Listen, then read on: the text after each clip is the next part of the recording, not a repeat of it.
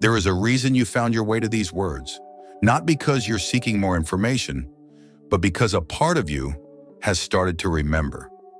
To remember that you are not this body, not your past, not your pain, not what others have said or believed about you. You are a part of something vast, a stream of infinite light that chose to come here in human form at this moment in time to awaken. An awakening is not a gentle walk in the park. It is not a path paved with roses. It is the unraveling of every illusion you've ever held about who you thought you were. It is the universe stripping away every layer you've worn your entire life.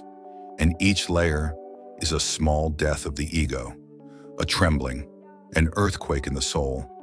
Many will call you a dreamer, but you didn't come here to fit in. You came here to remember and to shift the frequency of the world around you. We were programmed to believe that the world is solid, separate, and material. That reality is only what we can see, touch, or measure. But quantum science, echoed by Einstein, Tesla, Joe Dispenza, and Greg Braden, reveals a deeper truth. The world is not made of matter. It is made of energy, of information fields, of consciousness.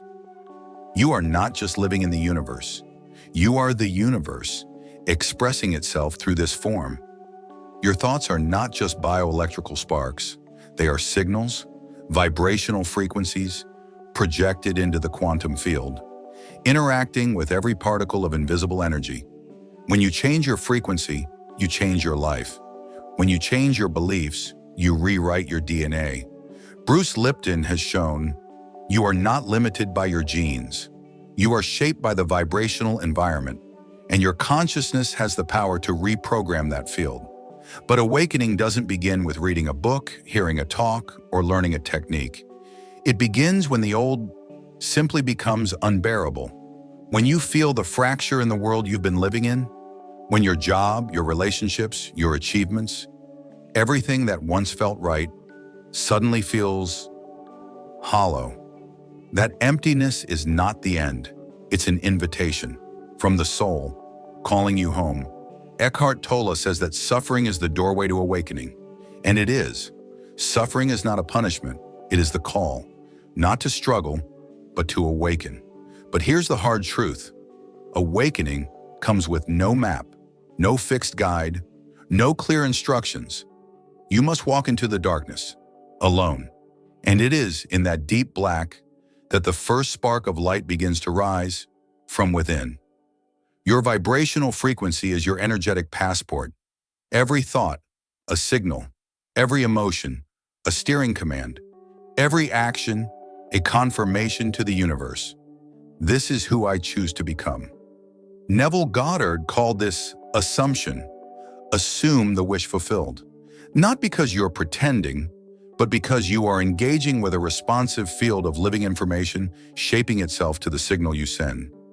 Abraham Hicks called it alignment with the flow, not forcing, not fighting, but allowing, becoming the vibrational match to what you desire.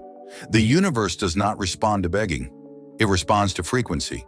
And there will come a moment when you feel detached from the crowd, no longer drawn to old conversations, no longer entertained by negative news, empty arguments, or shallow desires. It's not because you're better than anyone. It's because you've changed your frequency. And it's lonely, so lonely. But it is also a birth, because you begin to live from the inside out, not from the outside in. Ram Dass once said, "We're all just walking each other home, but we've forgotten the way." You're on your way home, not to a place, but to yourself, to your original being, before the world told you who to be. When you begin to turn inward, everything seems to fall apart. But it's not because you're losing anything. It's because what doesn't belong to you is falling away.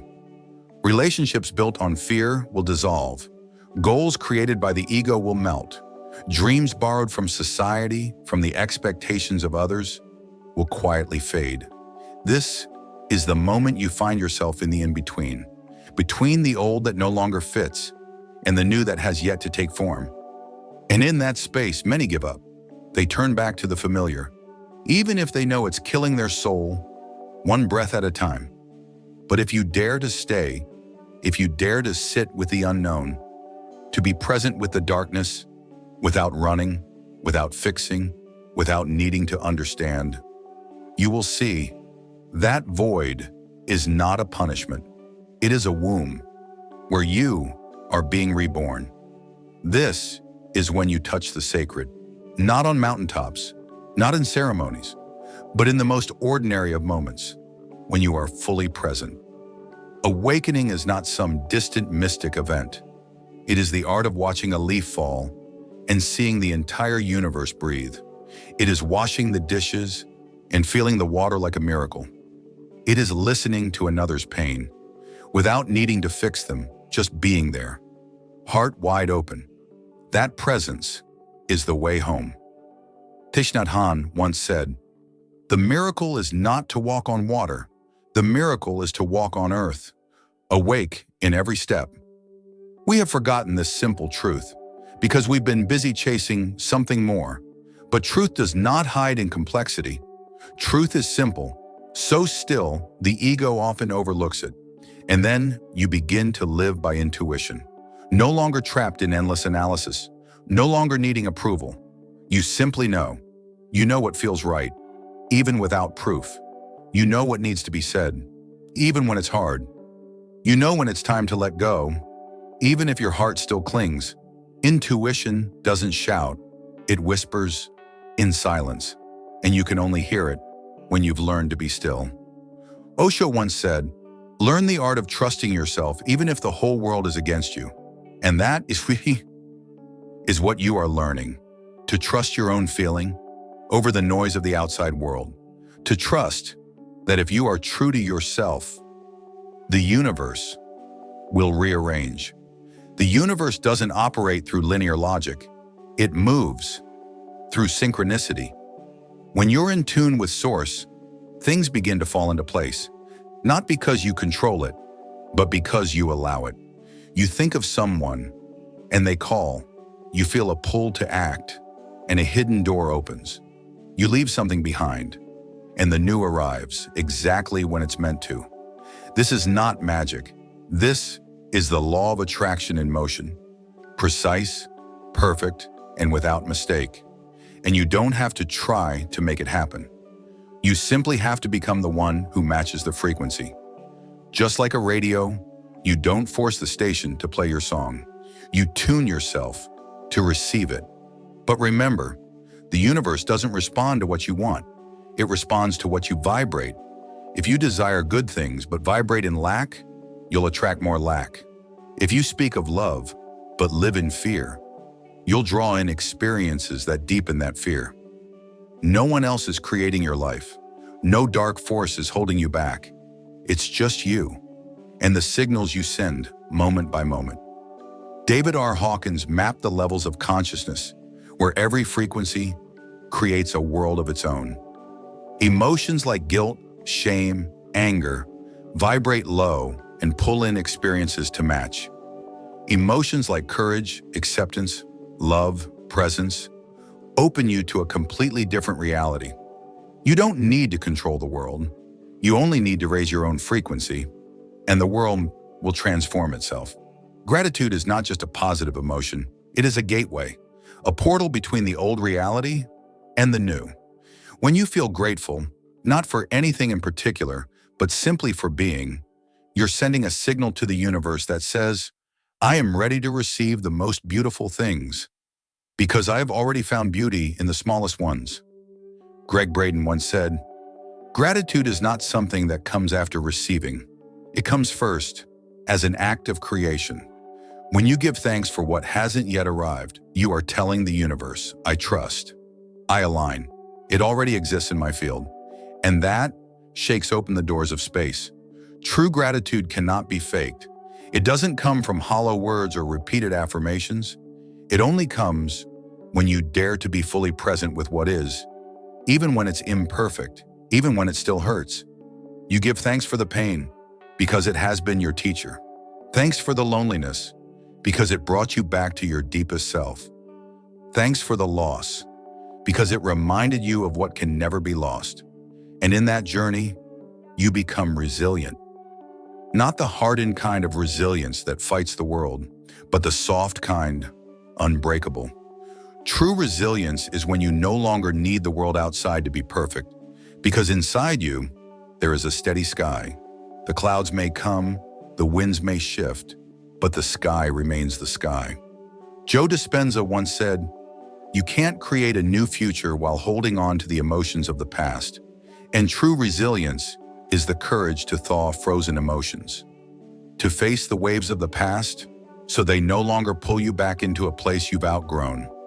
No more running, no more forcing, only deep acceptance. And from that space, true power is born. Resilience leads to a higher state, adaptability. In a world that never stops changing, the strongest are not the biggest. They are the most fluid. The ones who don't fear change because they know everything is flow. Death is not the enemy. It is transformation. And if you can learn to die a little each day, you'll learn how to be reborn without waiting for the next lifetime. Sadhguru once said, "Life is far more intelligent than you think. If you stop resisting it, it will take you further than your mind could ever imagine." You don't need a detailed map for the future. You just need to stay tuned to the present and be willing to change shape to keep moving. No longer clinging to a fixed identity, because the I is a river, not a definition. And then something strange begins to happen. You stop searching, not because you have all the answers, but because you no longer need the questions. You stop asking, "Who am I?" You become it in every moment. You stop asking, "How do I manifest what I want?" You live as if it's already true, and the world mirrors it back. You no longer need control, because you're living from a deeper dimension, where things are not created by action, but reflected through being. You are no longer a person trying to become. You are a soul, remembering what it already is. True freedom is not the ability to do anything you want. True freedom is you are no longer ruled by fear, no longer living for approval, no longer chasing the image, no longer shaped by your past, no longer anxious about what's to come. You live with pure presence, with unconditional love, with a confidence that doesn't come from ego, but from a deep knowing. I am part of the divine whole, and that is enough. Ram Dass once said, "In the end, we're all just walking each other home, and you are on your way home. Not to a place out there, but to the home within, to the stillness, the freedom, the most honest part of who you are." Close your eyes if you're hearing this, and feel, not with your mind, but with your heart, with the entire field of energy that is you. You've come a long way, farther than you realize, through darkness, through doubt, through the countless stumbles, through those silent nights where only your tears knew you were still breathing. But you're still here. You're still here. You are living proof of a miracle, that the soul, even buried under layers of pain, expectation, and programming, still remembers the way home. That no matter how hard this world tried to make you forget, there's a part of you that never did. You didn't come here to become someone. You came to shed everything that you are not and remember who you already are.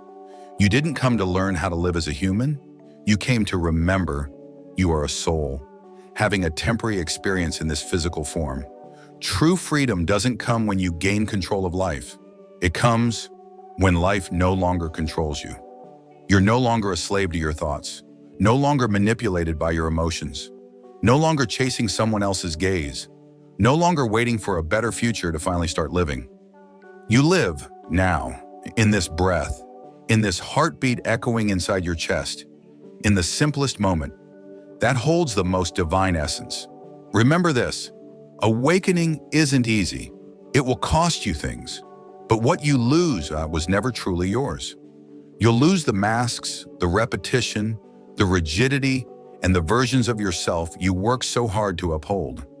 But you'll find something greater: truth, freedom, unconditional love, a clarity so deep, no one can ever take it away. You won't need anyone else to save you. You'll look in the mirror, and the one who saves you will be looking right back. It's you. It's always been you. And now, finally, you believe it. You are light. You are pure consciousness.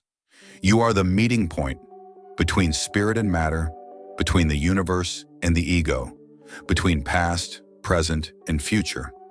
Not because you're better than anyone, but because you were brave enough to wake up.